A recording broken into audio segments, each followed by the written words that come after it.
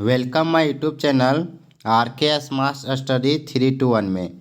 इस वीडियो में 8 क्लास के साइंस चैप्टर 1 जिसका नाम है कोशिका के चैप्टर से जितने भी इम्पोर्टेंट और महत्वपूर्ण प्रश्न ऑब्जेक्टिव में बनते हैं उन प्रश्नों को इस वीडियो में देखने वाले हैं और बहुत ही आसान तरीके से इस वीडियो में सभी ऑब्जेक्टिव प्रश्नों को बताने का प्रयास किया गया है। इस वीडियो में जो ऑब्जेक्टिव प्रश्नों को हम देखेंगे वो 3 भागों में विभाजित किया गया है।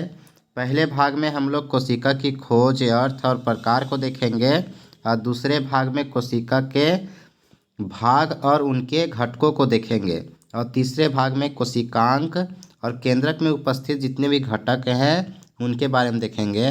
तो ये वीडियो 3 टॉपिक्स में बांटा गया है, 3 टॉपिक्स में देखेंगे।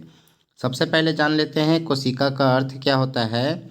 तो कोशिका का अर्थ जो होता है वो अंग्रेजी में इसे सेल कहते हैं और सेल क्या है, लैटिन भाषा के सेलुला शब्द से बना है। सेलुला शब्द से लिया गया है जिसका अर्थ होता है एक छोटा सा कमरा।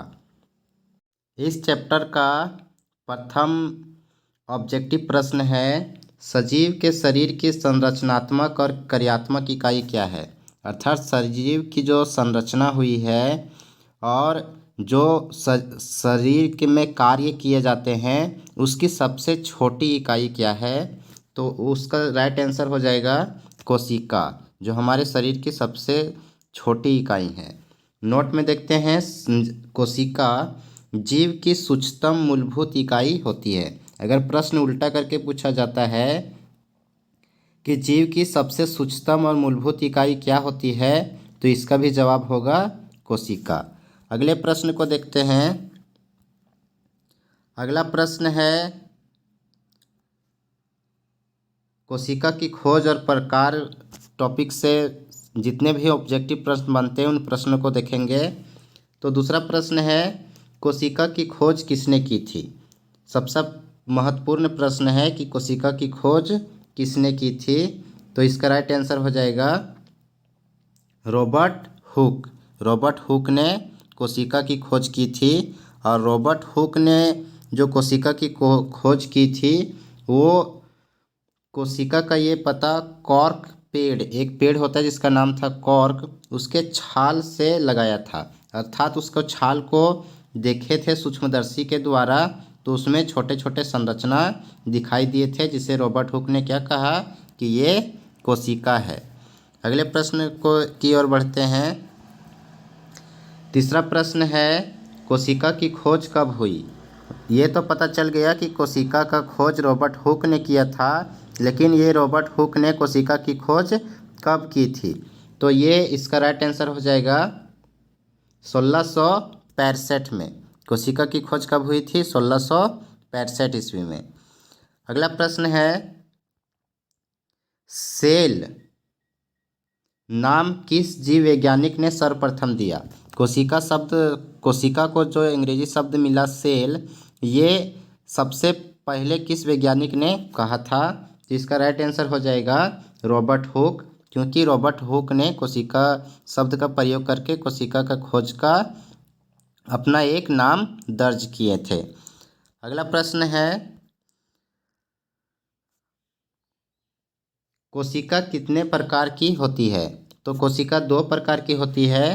पहली कोशिका जो होती है, पहला प्रकार, उसको यूकेरियोटिक कोशिकाएं कहते हैं जिसमें केंद्रक झिल्ली नहीं होता है, और दूसरा प्रोकैरियोटिक कोशिका होता है जिसमें केंद्रक झिल्ली नहीं होता है।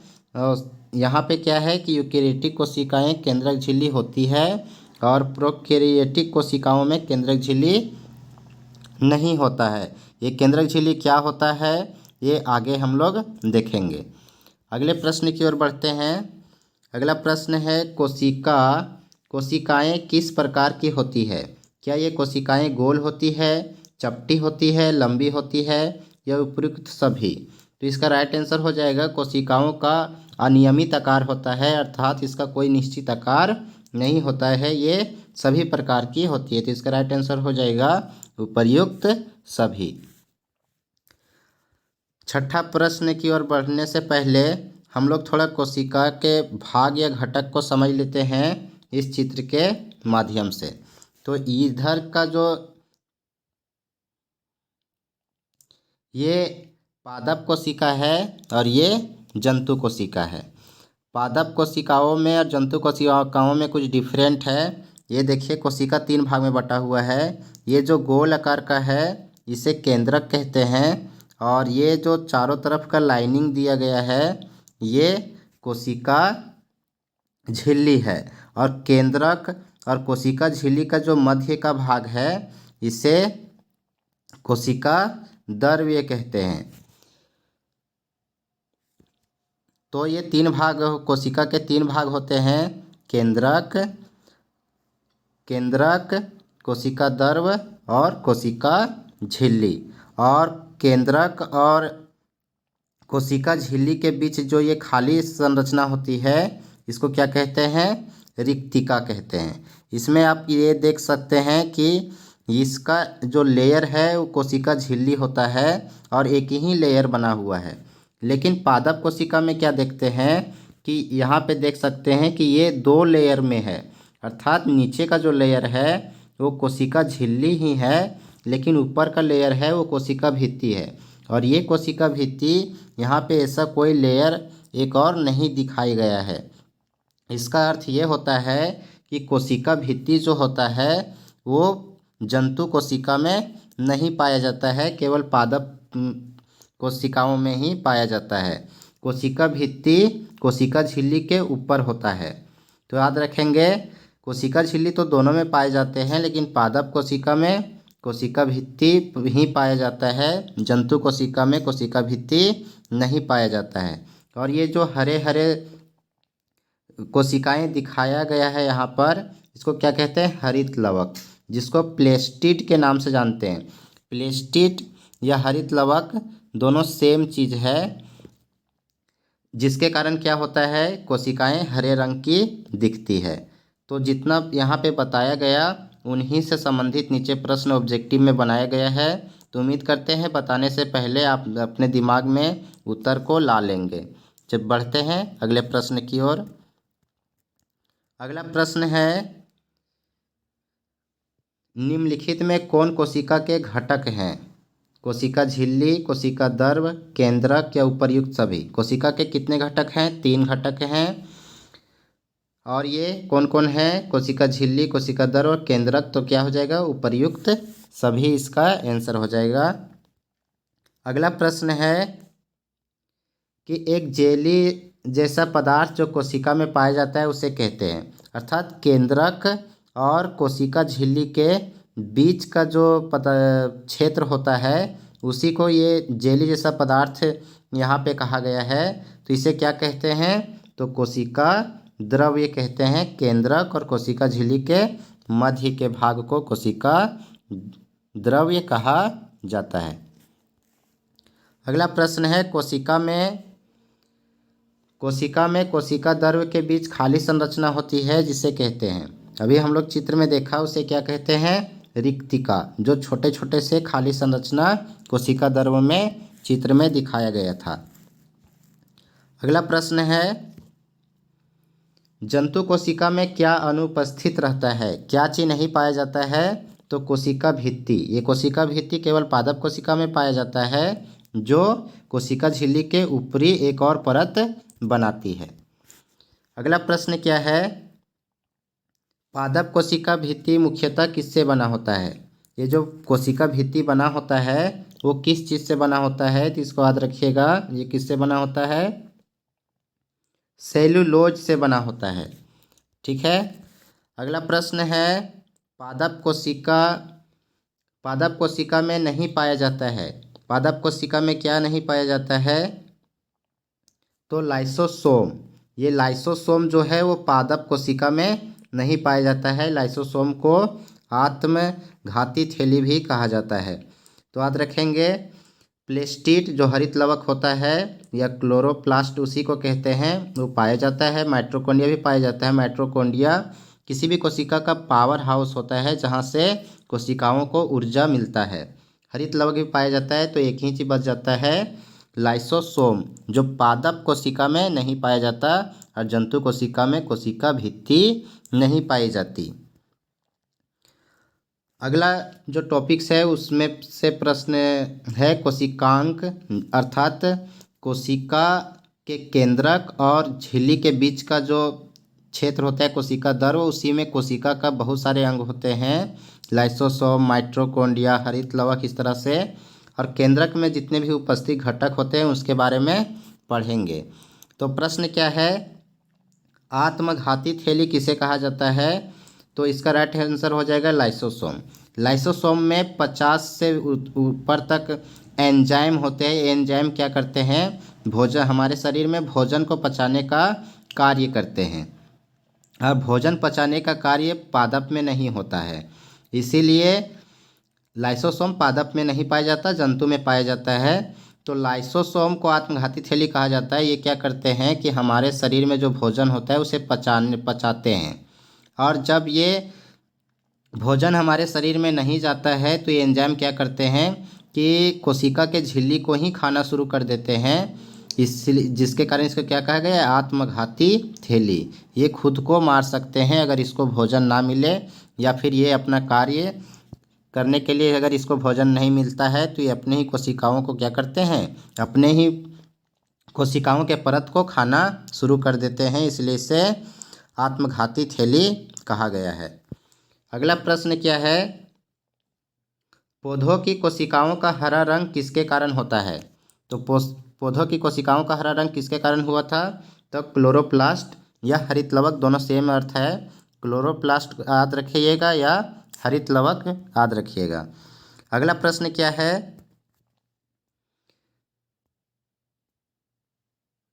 कोशिका में गुणसूत्र कहाँ उपस्थित रहता है? कोशिका में जो गुणसूत्र होते हैं जिस पर क्या होता है? डीएनए, अर्थात जो एक पीढ़ी से दूसरे पीढ़ी अपने लक्षणों को क्या करते हैं? हस्तांतरित करते हैं। तो ये गुणसूत्र कहाँ पाए जाते हैं? तो केंद्रक में। और गुणसूत्र के ऊपर क्या पाया जाता है? तो डीएनए, जिसे जीन कहा जाता है। अगला प्रश्न है, सजीव में आनुवंशिक गुणों का वाहक कौन करता है?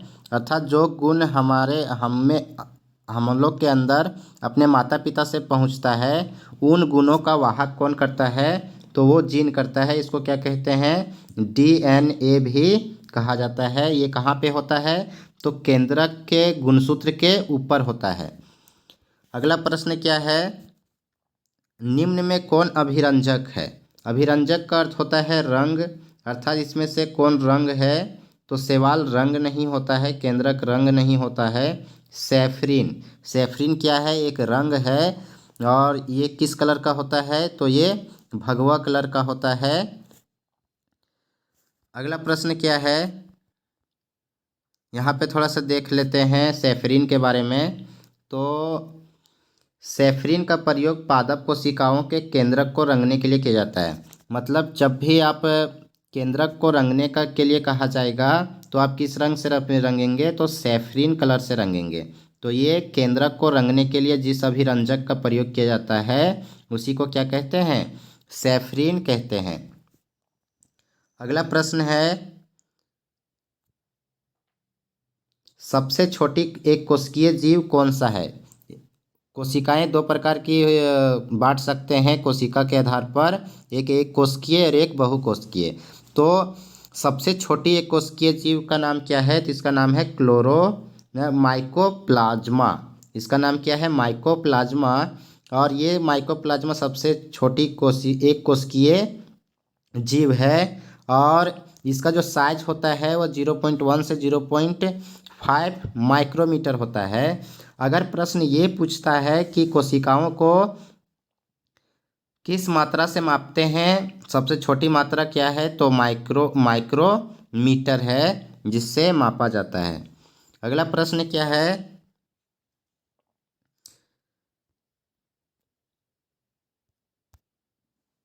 सबसे बड़ी कोशिका का नाम क्या है?